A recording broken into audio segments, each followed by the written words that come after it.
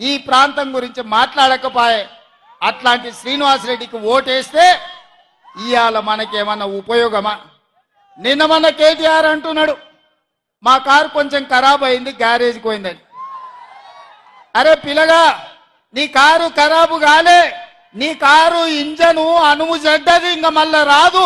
తూకానికి అమ్ముడే, తూకం పెట్టి అమ్ముడే, work shop నుంచి మళ్ళా ఇంటికి రాదు. ఇనుప సామాన్లోనికి తూకం పెట్టి అమ్ముడే నీ కారు. నీ అయ్యనడుగు కావాలంటే ఇంటికి పోయి. నీ కారే కాదు, నీ అయ్య ఆరోగ్యం కూడా అనుంచెడ్డది. ఎందుకంటే 7 తారీఖు నాడు ప్రమాణ స్వీకారం ఉంటే ఆయననే నీ అయ్య బోర్ల పడ్డాడు, బొక్కలు ఇరిగిన ఇయ్యాలటికి నడవలేకపోతుంది. మొన్న జరిగిన ఎన్నికల్లో ప్రజలు కారును బండకేసి కొట్టిండ్రు, 100 మీటర్ల గోతి తీసి పాతి పెట్టిర్రు. ఇంకా కూడా ఆయన పొంకనాలు కొడుతున్నాడు. నిన్నటికి నిన్న మాట్లాడుతుండు. ఈ పొంకనాలు ఆయన ఏం మాట్లాడిండు? ఆయన పిట్టల ద్వారా నాతో 20 మంది ఎమ్మెల్యేలు టచ్లో ఉండ్రు, సిట్కే కొడుతూ వస్తారని.